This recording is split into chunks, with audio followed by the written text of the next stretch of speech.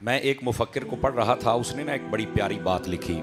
उसने कहा क्या वजह है कि माँ बाप अपने बच्चों को पाल लेते हैं, बच्चे 2 हो जाएं, 4 हो जाएं, 8 हो जाएं, तो ये माँ बाप पाल लेते हैं। और ये क्या वजह है कि जब माँ बाप बूढ़े हो जाएं तो ये 8-10 बच्चे मिलके अपने बच्चों को, अपने बाप को नहीं पाल सकते या अपनी माँ की खिदमत नहीं। आखिर इसकी वजह क्या है? उसने कहा इसकी बहुत सारी वजूहात है, लेकिन एक वजह यह भी है कि उन्होंने, ये वो जो बच्चे थे ना, उन्होंने ये तो देखा है कि माँ बाप बच्चों को पालते हैं, उन्होंने ये नहीं देखा था कि हमारे माँ बाप भी किसी बड़े को पाल रहे थे। ये बड़ी फिक्री बात है।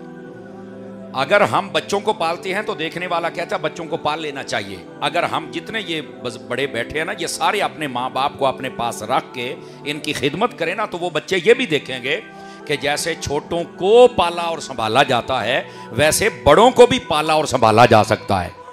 असल हमारा जो मुआशरा है वो इस तरफ नहीं आता। उन्होंने जो देखा है वो उस पर अमल करते हैं। वो फिर बड़े होके कहते हैं असी अपने बच्चे पालिए या तो पालिए। और अगर उन्होंने ये देखा होता कि यार ये बच्चों के साथ बड़ों को भी पाला और संभाला जाता है, तो मेरा ख्याल है कि वो अपने माँ बाप की ज़रूर खिदमत करते।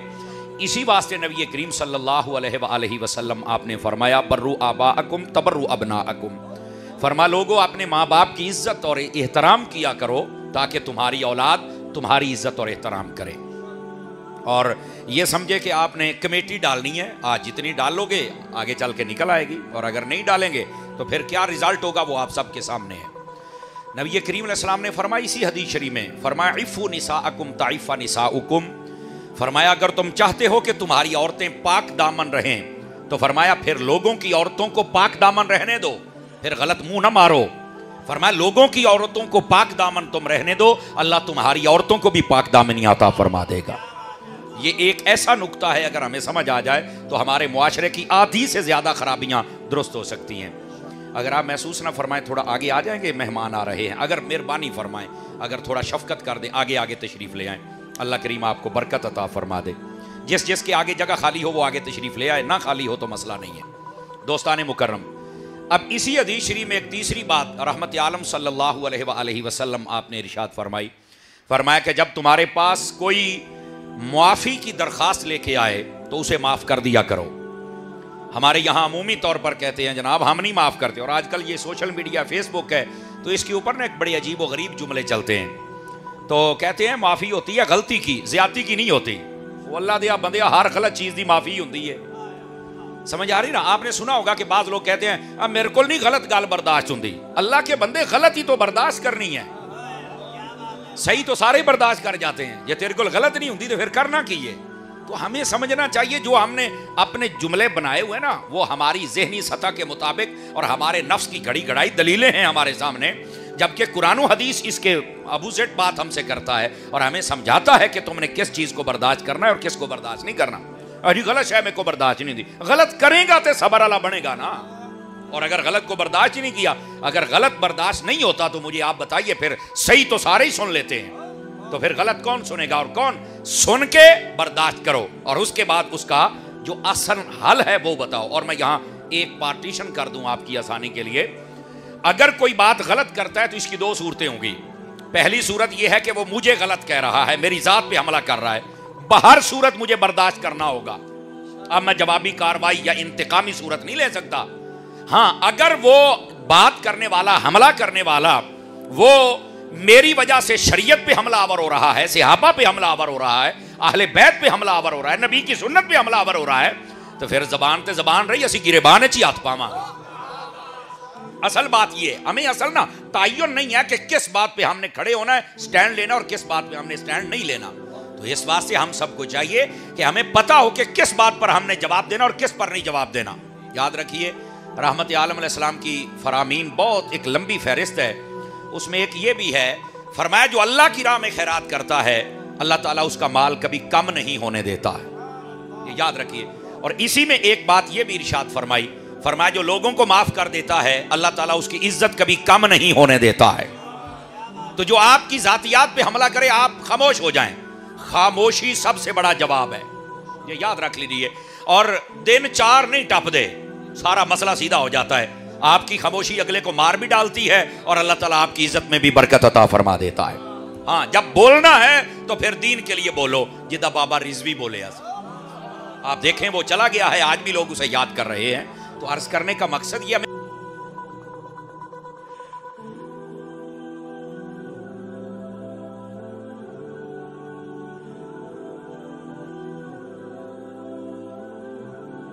पता हो गया हमने कहां बोलना है और कहां नहीं बोलना है। तो मैं अर्ज आपकी खिदमत में ये कर रहा हूं कि अपने वालदैन के साथ हुस्न सलूक भी करना चाहिए और अपने वालदैन की इज्जत करो ताकि तुम्हारी की जाए। औरतों को पाक दामन रहने दो ताकि हमारी औरतें पाक दामन रहें, और जब कोई मुआफ़ी की दरख्वास्त लेके आए तो हमें मुआफ़ कर देना चाहिए। ये नबी पाक अलैहिस्सलाम ने फरमाया। याद रखिए, माँ की भी शान है, बाप की भी शान है। माँ की शान 3 गुना ज्यादा बयान की जाती है। मुफ्ती अहमद यार खनैमी कहते हैं 7 गुना ज्यादा बयान की जाती है। बाज़ उलमा कहते हैं 70 गुना ज्यादा बयान की जाती है। अब इसकी वजह क्या है कि माँ की शान बयान ज्यादा की जाती है? तो इसका क्या ये मतलब है कि बाप की शान नहीं है? मैं जिम्मेदारी से कह रहा हूं, माँ से भी ज्यादा अगर रुतबा है तो वो वालिद का रुतबा है। याद रखिए। अच्छा, माँ की शान ज्यादा क्यों बयान होती है? इसकी वजह क्या है? सादा बात यह है, उलमा फरमाते हैं कि बच्चे की विलादत से लेकर उसके आखिर तक ज्यादातर ताल्लुक उसका माँ के साथ होता है। छोटा है तो माँ देखभाल कर रही है, संभाल रही है, दूध पिला रही है, और फिर उस बच्चे को गिल्ले थे सूखे थे उसको नहलाना धुलाना दूध पिलाना उसकी परवरिश करना, तो बच्चा एक अटैच होता है अपनी माँ के साथ। तो इस वास्ते माँ की शान को ज्यादा बयान किया जाता है। और आला हज़रत साहब रहमतुल्लाह ताला अलैह फतवा रज़िया शरीफ में आपसे सवाल हुआ कि आप ये बतलाएं कि माँ की ज्यादा इज्जत और एहतराम करना चाहिए या बाप का? तो आला हजरत ने जो जवाब दिया, आपने फरमाया कि खिदमत ज्यादा माँ की जाए और इज्जत ज्यादा बाप की जाए। और इसका क्या वजह है? इसकी वजह यह है कि माँ जो होती है ना, ये बाहर चल के कमा नहीं सकती, तो आप ज्यादा इसके हाथ पे रखें ताकि ये घर की सारी जरूरियात पूरी करे, बाकी बच्चों का ध्यान रखे, अपनी जरूरत पूरी करे, किचन को देखे। तवज्जो है ना? तो खिदमत ज्यादा माँ की जाए ताकि ये सारे मामलात में आसानी महसूस करे, इसको किसी के सामने हाथ ना फैलाने पड़े। बाप तो तुम्हारा बाहर चल के किसी से ले लेगा, कमा लेगा, अम्मी किथे जाएगी? तो इस वास्ते खिदमत ज्यादा माँ की जाए और जो बाप है इज्जत सबसे ज्यादा उसकी की जाए। हदीस शरीफ में है बाप की इज्जत कैसे करनी है। नबी पाक अलैहिस्सलाम ने फरमाया, ये हदीस का मफहूम सुना रहा हूं, फरमाया जब तुम्हारा बाप चल रहा हो तो कभी आगे ना चलना। हाँ, फरमाया ला तमशी अमामा वालिदक, फरमाया अपने वालिद के आगे कभी ना चलना। और जब बैठने की बारी आए तो अपने बाप से पहले मत बैठना, पहले तुम्हारा बाप बैठे फिर तुमने बैठना है। और जब खड़े होने की बारी आए तो पहले खुद खड़े हो जाओ, जैसे बादशाह के लिए नौकर पहले खड़ा होता है।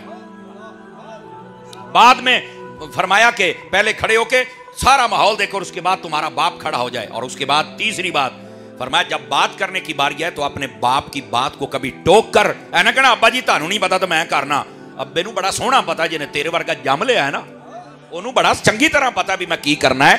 तो ये अपने बाप के सामने बड़े उस्ताद और मशवरा देने की कोशिश मत किया करें। हाँ, अगर आप समझ रहे हैं कि बात बिल्कुल मेरी ठीक है और अब्बा जी को समझ नहीं आ रही, अगर वक्ती तौर पर वो नहीं भी मान रहे तो आप खामोश हो जाएं। थोड़ी देर के बाद जब तबीयत ठंडी हो जाए तो फिर समझाएं, अब्बा जी गाल है, समझ आ रही ना? वक्ती तौर पर जवाबी कार्रवाई करने से फिर मसला खराब हो जाता है और यही से हमारे मसले खराब हो रहे हैं। तो नबी पाक सल्लल्लाहु अलैहि वसल्लम ने वालिद का मकाम व मर्तबा इस तरह इरशाद फरमाया।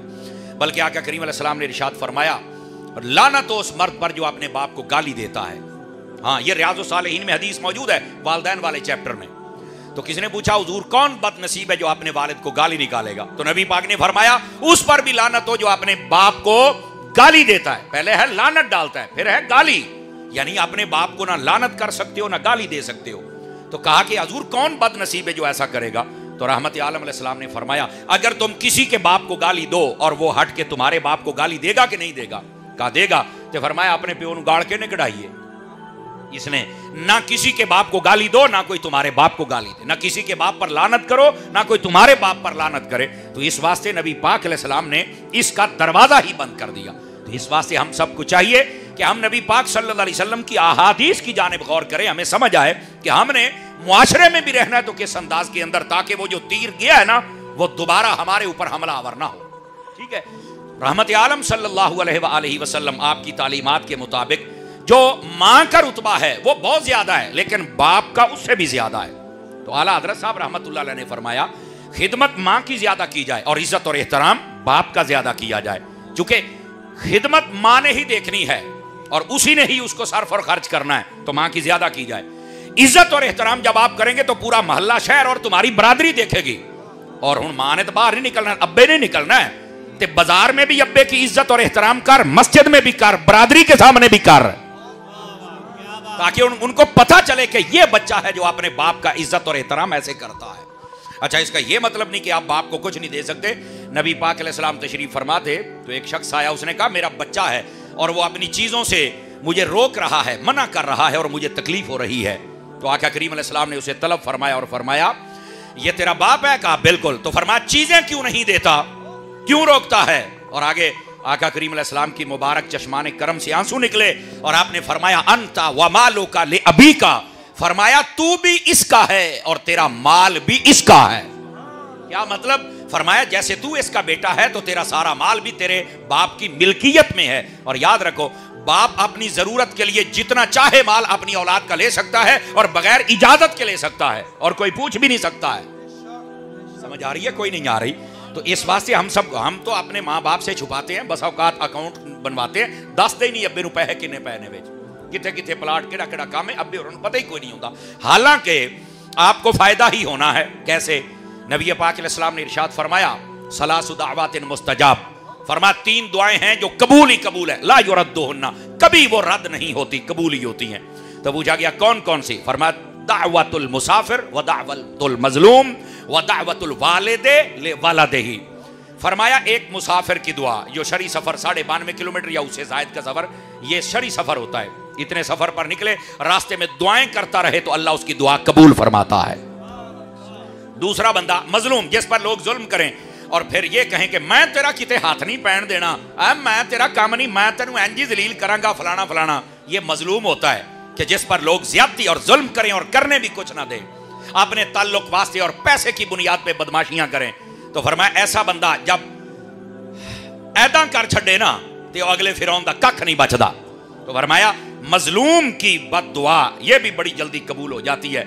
और तीसरी फरमाया वालिद की दुआ अपनी औलाद के हक में, जब अब्बा दुआ कर देता है तो रब उसे टालता नहीं, रब कबूल फरमा लेता है। सुभान अल्लाह। नारे तकबीर, नारे रिसालत, नारे रिसालत, नारे तहकीक, नारे हैदर।